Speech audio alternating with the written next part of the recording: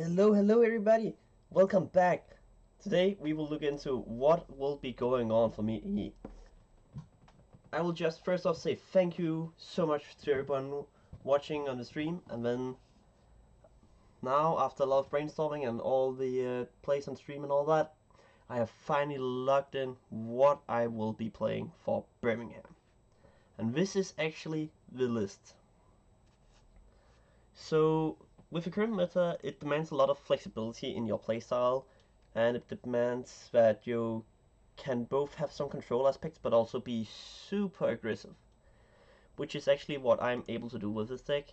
If you look at it, we have Drake Draco at the top, but I don't think it will be at the top in Birmingham. We have Charizard, which is always strong, Cloth, which is a weird pick to see up here. Then we have Raging Bolt, which solid pick overall, but really boring to play. Golden Go, Lost Zone, Stall, and Dragapult. This one was actually the big one I had to think about when I decided to build my deck. But I ended up on this. This is my way of playing Zard, a little different. And now let's break it down. So, the deck is, in general, a really normal Zard list. We have the two Zards with two Pidgeots and the Fizz and Luminian Rotom. All regular stuff. And with Dusknoir, of course. But what make my Zard list special is I use Pidgeot. So the reason for Pidgeot might be weird, but it makes me able to make more aggressive plays in the early game with binding Mochi, Pidgeot, Zard, which it makes Zards able to hit 220 in the beginning, which one-shots Dragapult. No, Draco. Besides that, there's also the thing about Zard being able to switch in and out with Pidgeot. Makes Stall super easy. This matchup here, oh, not this one, this matchup here, which in general is a super difficult matchup if we open that deck. Like, Mimikyu, I can't do much about except using Cornerstone, but with Naxxas, they have an issue. Because with my Charizard being able to swap out with Pidgeot, I deal a lot of damage. The only thing I have thought about changing is this Charmeleon into the one with 100 HP to deal a little bit more damage. And the MVP is of course the Zard with the Dusknoir. The Pidgeot gives me the control aspect that I need, and then the Zard is able to just do the damage with the swap ability. Radiant Zard is my backup attacker for late game to clean up if needed. Most of the time I get him into the discard pile, and then in late game I force him in or Night Stretcher for him and just clean up. So, next up we have to talk about the trainers. The trainers is super regular trainer cards. It's the Arvins, 4 Arvins for rare candies and Poffins and all that. And then we have the Ionos to take control. And my ace pick of choice is actually Unfast Stamp. Unfast Stamp seems like the best option in Zard to take control, because if they KO a Zard, I'm getting a little bit behind. Unfast Stamp is able to give me that extra added pressure to make them need to make more aggressive plays to like try to get back in the game, because Unfast Stamp put them down to 2 cards if they don't have either a Professor's Research or Iono or anything that can make them get back in cards. They are behind, because with 2 cards you don't have much pressure. Then I also use Briar for late game cleanups, and Fortune sometimes for Dusknoir KOs again, to get a second Dusknoir off or stuff like that. So in general, I really like this list. And I have only decided to take 5 energies. I know some play 6, but in my opinion 5 is enough, because 5 gives me the ability to still do damage, still set up 2 Charizards and 1 Radiant Zard, and I also have Super Rod, so I'm not really that, what can I say, afraid of using energy. So yeah. Also, a matchup I have thought a lot about is the new Dragapult with Toadscrew and Iron Fawns. I can show it right here. under here. If we look here, this matchup I need to think about how will I beat it, but my idea is actually I use Dusknoir, KO this, or actually my entire plan is as soon as I see the forms, it might be turn 1 or turn 2, I will hold my resources until I can boss up something else, use a rare candy, evolve into Zard, put energy on Zard, get Zard into active, take this one out with Toadscrew with Dusknoir, force into another one, get maybe a Drag Cloak, and then take a KO with Zard.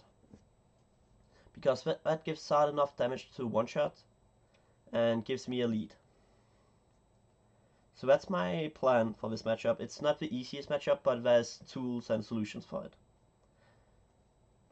Then for, like, in general, I think my matchup spread is pretty decent. Ricky Draco, again, if he does get a V-Star in turn 2, I can one-shot because of Picturant. So, in general, I like my deck. It also gives me a decent matchup into Guardy and into Lost Zone box because it has a lot of HP. We also have to look into like stuff that can get us in a bad situation, like Lugia. They have this Encino, which, holy fuck, that deals damage. The damage it can do makes me sometimes get on the back foot, so this solution for Cincino matchup is a little different. So my original plan was just, okay, we just take down the Archeopsis, but that's not the best way to do it. The plan is actually use one Dusknoir, KO with Cincino, then boss up a target that we can one-shot to get a hit on the price lead. Because if we get a hit on the price lead, it can either be an Archeops if they only have one, usually they have two, so we have to focus on something else. So then we will take Luminion, Hands, Ursaluna, whatever we can get our hands on, just open it, yeah, here. Usually it would be something like Luminion, or maybe a Lugia that is on the bench to just get a hit, get some damage down, and try to be annoying with this deck. Like, again, all that matters is control. We need to get a good price trade, we need to get a hit in the game. What I could do would be use my Dusknoir onto Blood Moon, then boss up a Shinshino, Ghost up either a Minchino or Archeops, take out that, and then next turn, if I have Fortune on hand, Fortune into another Dusknoir, take out Blood Moon as well. So I get like a free card, free prices for 2, which is good for me in this matchup. It's not the safest matchup, I haven't practiced it too much, but I think it's a matchup I can win.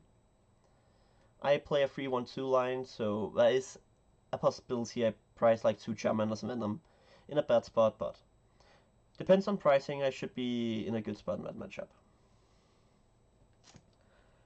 I don't feel like I'm going to win Birmingham because I'm still a new player. I don't have that much experience in the big stages, but my plan is to get at least 4 wins. That's my goal. 4 wins and I'm happy because then I still improve from last time. So yeah. Also, I would love some feedback. Whatever you guys think is needed in this deck, what doesn't work, what I should change, please let me know. Because the original deck is from Arnie, when I have changed a few things to match my playstyle with the Picturant and the Binding Muchi instead of the Fire Span and Cleffa. Because I hate Cleffa. Let's be honest, I hate it. I feel like Cleffa is the weakest Pokemon in the entire meta. So this is how I would change it so I don't have to use Cleffa. I know Cleffa sometimes can be good, but it's just the risk of it getting turn 1 dunked is just so big that I don't like it.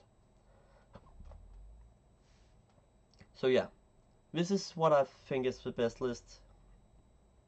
Next video I will do some playtesting, maybe a little bit of highlights, so yeah. But what do you guys think of this deck for Birmingham? Let me know in the comments, and also I would love if you guys subscribe and leave a like, because there will be way more updates on this deck. Also more for fun decks like the Palisand I made, which you guys absolutely loved. I will leave an image where you can click on into my channel if you want to see more of my videos. If you want to subscribe there. I will also leave a link to my Palossand video, because I know some of you guys would enjoy to see these weird off-meta decks. And then I hope you guys enjoyed it. Peace out from here, stay safe and take care.